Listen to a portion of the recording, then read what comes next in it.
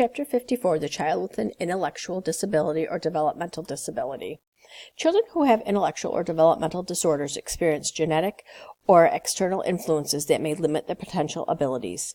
These potential limits will be minimized or maximized by their interaction within the environment. Many intellectual or developmental disorders will respond to early and intensive interventions and close attention. These children and families face lifelong challenges that require support from both healthcare and educational professionals to maximize the child's developmental potential. The family of a child with an intellectual or developmental impairment copes with frequent and extremely high demands, often including chronic medical and educational challenges that require lifelong management.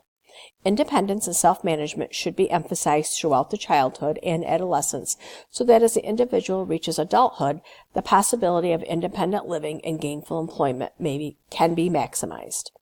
The purpose of this developmental disability and the Americans with Disability Act is to attempt to ensure equal rights and accessibilities for all disabled individuals. As a result of this bill and earlier legislation efforts, such as the Individuals with a Disability Education Act, every disabled child must have a written individualized education plan known as an IEP. This outlines specialized instructions and services the public school systems will provide. The child's parents and school personnel design the plan following an educational assessment. School nurses often participate in the IEP evaluations, providing expert advice about classroom adaptations or medical services needed for these children. This basically will put children in a regular classroom, oftentimes with the help of a paraprofessional who can assist the child. When working with these children, teachers, families, and communities, the nurse may serve as a resource for identifying advocacy services. Nurses must make accurate assessments and include any other health conditions that could affect the child. We can provide the referrals for other resources as we are the child and family advocate. These are a few terms you need to be familiar with regarding intellectual or developmental disabilities. When we talk about these disabilities, they can be very minor or be major impairments. Mental age and functional age are terms used to compare a child's current ability with children of the same chronological age. Mental age gives the caregiver information regarding the level of intellectual understanding. This term can help when you are planning education or activities for your patient. Even though they're 14 years old, they could have a mental age of a 3-year-old, so your expectations and education methods would have to be geared towards the 3-year-old and not the 14-year-old. Functional age refers to the level of adaptive function, the level of coping that a child has developed, that ADLs and communication skills and social skills. Intellectual impairment defines a significant limitation in both intellectual and functional capacity. This term indicates that the impairment manifests in measured intellectuals, which is your IQ, and also in adaptive behavior. Intellectual impairment distinguishes intellectual or cognitive deficits from specific limited sensory deficits. The level of intellectual disability may be mild, moderate, severe, or profound. Children with intellectual disability require support and interventions to acquire self-care and adaptive skills. However, many children are educated, hold a job, and independently accomplish some of self-care activities. Intellectual disability has replaced the term mental retardation to describe people with below average general intellectual functioning. Pervasive development disorders, known as PDDS, vary widely in etiology and level or type of impairment. They are termed spectrum disorders because the impairment can range from mild to severe. Some of the PDDs are clear genetic disorders such as Rett syndrome, Fragile X syndrome, and Down syndrome. These disorders are characterized by recognizable physical characteristics and usually by impairment in physical development and cognition, as well by significant intellectual impairment. The PDD classification also includes autism spectrum disorders, or ASDs, where genetic influence is likely but less definitive. ASDs include attention deficit disorder, ADD, and attention deficit hyperactivity disorder, ADHD, Asperger's syndrome, and autism. A third group within the PDD classification represents disorders that result from toxins or prenatal influences, such as fetal alcohol syndrome. These disorders can be the result of genetic mutations, prenatal environment, or congenital or early environmental factors such as maternal substance abuse or lack of stimulation in early childhood. They can also be the result of head injury, asphyxia, intracranial hemorrhage, infections, poisoning, or the presence or treatment of a brain tumor. Sometimes the cause is unknown. They are common in the lower socioeconomic groups. Box 54.1 lists some of the causes to these disorders. The cardinal sign of developmental disorder is delayed achievement of the developmental milestones, and the severity can determine the extent of the manifestations.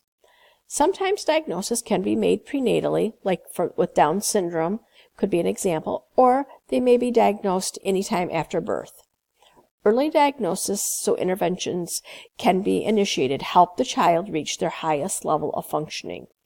There are several tests that will be the child's intellectual status and are developmental tests that can be performed as well.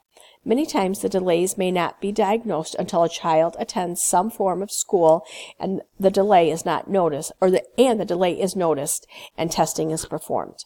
Management includes some general strategies, but also safety strategies.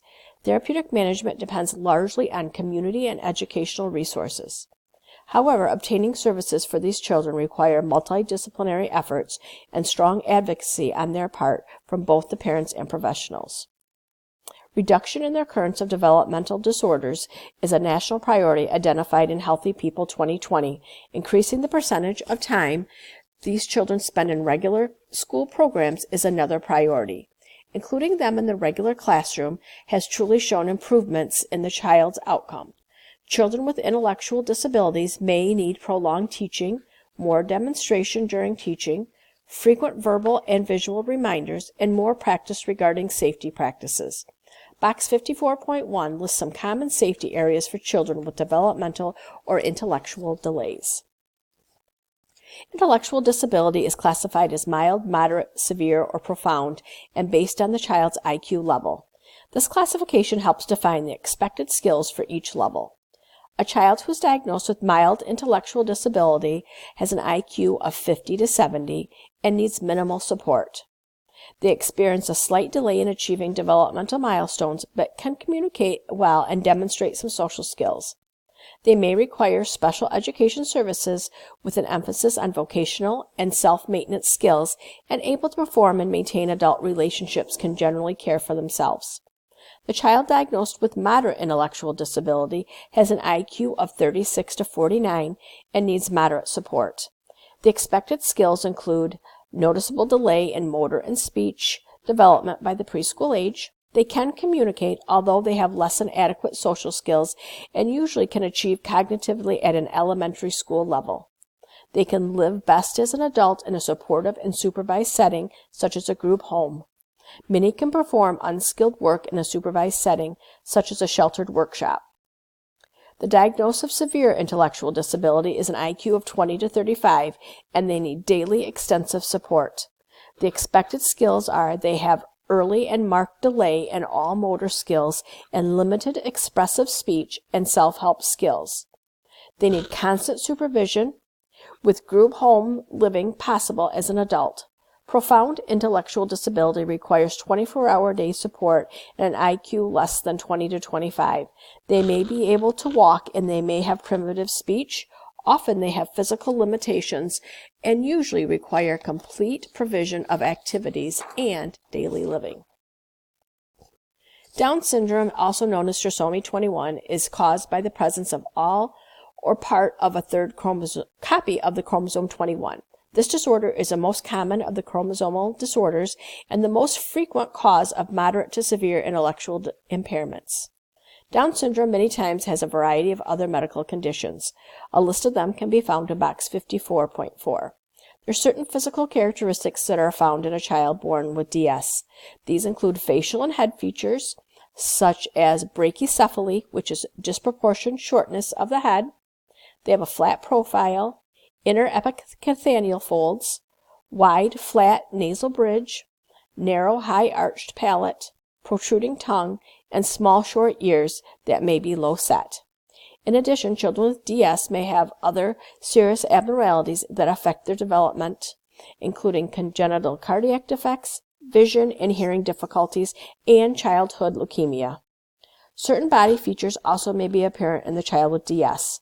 These include short stature, short, broad hands, a singular transverse crease across the palm and the sole of the foot, a wide gap between the first and second toes, short, broad neck, increased likelihood of umbilical hernia, dry skin with a tendency to crack and fissure, hyperextensibility of joints with hypotonicity of muscles, and athotaxial instability, which, for example, is at the first and second cervical vertebrae.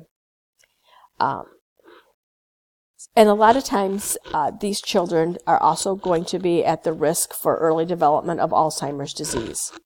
Most children with DS have mild IQ, which is 50 to 70, all the way to moderate, which is 35 to 50, intellectual impairment. As they age, people with DS have declining intellectual abilities, reduced social and adaptive skills, and onset of Alzheimer's type dementia. Diagnostic evaluation can occur prenatally, including amniocentesis or chorionic villus sampling. An abnormal triple maternal serum screen value, which is a low fetal protein, low conjugated esterol, and increased human gonadotropin levels, may prompt additional testing. DS is usually evident at birth because of the characteristic phenotype facial features, although chromosomal analysis is conducted to confirm the diagnosis. Other diagnostic tests are conducted to identify associated medical conditions such as nasopharyngeal abnormalities or cardiac defects. To rule out associate disorders and to detect the frequency encountered difficulties, clinicians recommend the child be monitored frequently throughout the first 12 months of life, with an emphasis on GI and cardiac symptoms. Therapeutic management includes regular screening, early intervention, and active management of the identified problems are essential because there's no cure for the disorders caused by the syndrome. Surgery to correct cardiac abnormalities and GI and malformations and craniofacial deviations have been used to prolong life, alleviate discomfort, and decrease the likelihood of further medical complications. Management depends on which of the other complications occur and the severity of each. Fragile X syndrome is caused by an underlying single gene defect on the X chromosome. It is a common inherited cause of cognitive impairment and a known genetic cause of autism, although the syndrome can present with or without autism. Physical manifestations can include facial dysmorphism, often with a large or prominent ears and a long, narrow face, a head circumference that may be disproportionate to the child's height and weight, lower epicanthal folds, and prominent nasal alli, which is that cartilaginous flap on the outer side of each nostril. In addition, the child may manifest enlarged testicles, postpubertal macroorchidism, that is. In addition, the child may manifest enlarged testicles, flat feet, lax ankles, hyperextensible fingers, soft and smooth skin, and mitral valve prolapse. Social and emotional manifestations include difficulty looking at people directly, it's called the gaze aversion, and difficulty with peer social relationships. Language and sensory impairments likely contribute to the social and behavioral dysfunctions associated with this, which include disruptive behaviors such as temper tantrums, self-injury, extreme agitation, autism-like behaviors such as that gaze avoidance, hand flapping, echolalia, which is a stereotyped repetition of another person's words or phrases, abnormal speech patterns. Anxiety and depression are not uncommon to find as well. Diagnostic evaluation is DNA testing. Treatment is provided through early intervention programs. Special education, vocational programs, and behavioral management classes are important to overall development. Speech and language evaluation and therapy are generally prescribed during the first year of life and are made available on a continuing basis. The nursing care of children with FXS is similar to care for children with intellectual disability, with specific attention to the behavioral and intellectual difficulties presented by the individual child. The plan should include a multidisciplinary team approach to assessment. Anticipatory guidance should be provided with a review of the support groups and services available. Special education services will be necessary to address the child's specific intellectual and academic difficulties to foster continued skill development. I'm adding some extra information about failure to thrive, as this book does not go into great detail regarding this. The term failure to thrive is used to describe children whose weight or rate of weight gain is significantly below that of comparably aged children. These children appear dramatically smaller than their peers. Failure to thrive can result from numerous organic or medical causes, including chromosomal abnormalities, defects in the heart or lung, CNS damage, or exposure to toxins. In the absence of organic causes, failure to thrive may be the result of a multifactorial interplay between that child's temperament, parental expectations, maternal emotional state, and socio-demographic factors. When there's no underlying medical cause for failure to thrive, it's caused from the child not receiving the correct nutrition. This can be the parent's lack of knowledge in knowing how to correctly feed or how often to feed. It could be from a parent incorrectly mixing the formula, like they can add too much water to it so the child's not getting the accurate nutrients, or a form of neglect. Sometimes a parent may not realize the child's needs, the interactions that occur during feedings. Many times the parent could be propping the bottle and having no physical contact with the child. Or maybe the child in the past has had many episodes of crying because they are hungry and the parent never fed them or met their needs, which this is Erickson's stage of trust. So now mistrust is happening and the baby no longer shows interest in eating.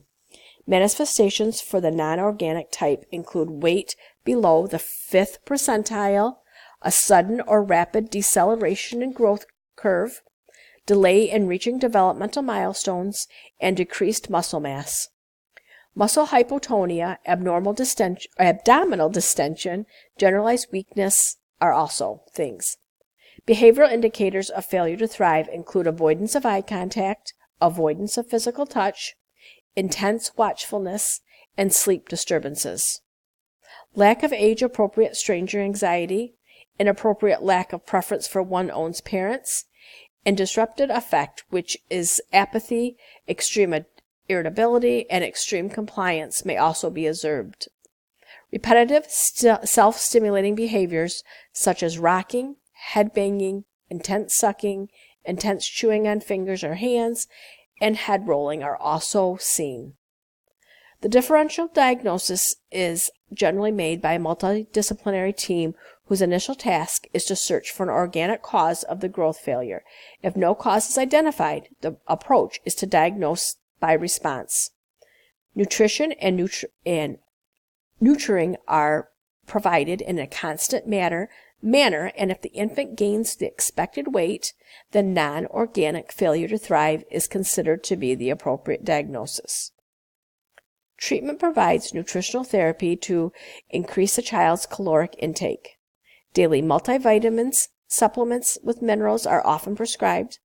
Caloric enrichment of food is essential, and formula may be concentrated to titrated amounts up to 24 calories per ounce.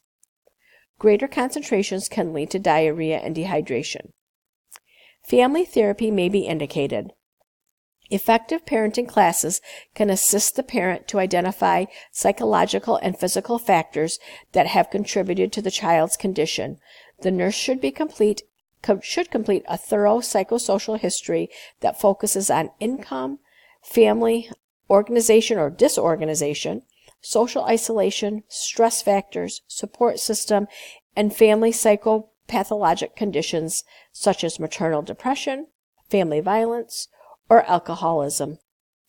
It is important to ask about the availability of food, especially around the time of the arrival of paycheck or other forms of income. Finally, the psychosocial history should include questions about facilities for storing and preparing food.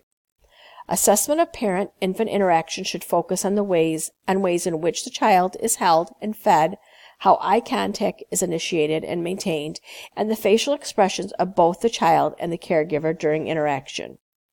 Observations of various kinds of interactions also are important and should include play, talk, and touch by both the child and the caregiver, and the other reactions to these attempts to engage in interaction. The nurse should note that the response of the caregiver to the child's cues, such as when the child cries, reaches out, or looks towards the caregiver, a feeling of synchrony or harmony should be sensed in this interaction. The focus for nursing intervention is to facilitate improvement in the child's physical and developmental status, as well as enhancing positive parenting. If the child is hospitalized, providing a constant caregiver from the nursing staff increases trust and provides the child with an adult who anticipates needs and able to model child care to the parent. Role modeling and teaching appropriate adult-child interactions, including holding, touching, and feeding the child, will facilitate appropriate parent-child relationships and enhance parents' confidence in caring for the child and expression by the parents of realistic expectations based on the child's developmental needs. Autism spectrum disorders, ASDs, a significant part of the pervasive developmental disorders, range in severity from severe, which is autism disorder, to a milder form, which is Asperger's syndrome. Manifestations can vary depending on the severity. Generally, children with autism show a fixed, unchanging response to a particular stimulus. Self-stimulation is common and generally involves repetition of a particularly pleasing sensory stimulus, such as twirling a toy or rubbing the top of the head. The child with autism generally overreacts to any change within the environment. Often autistic children do not have a typical sense of personal space, and so they may touch others on the face or stand face to face with noses touching, even when encountering a total stranger. A diagnosis of autism is usually established on the basis of specific behavioral manifestations, with evidence gained through parental consultation, patient history, and direct observation. Early identification of autism is essential. Treatments generally entail creating an environment that facilitates interaction and promotes replacement of stereotypical behaviors with more normal behaviors.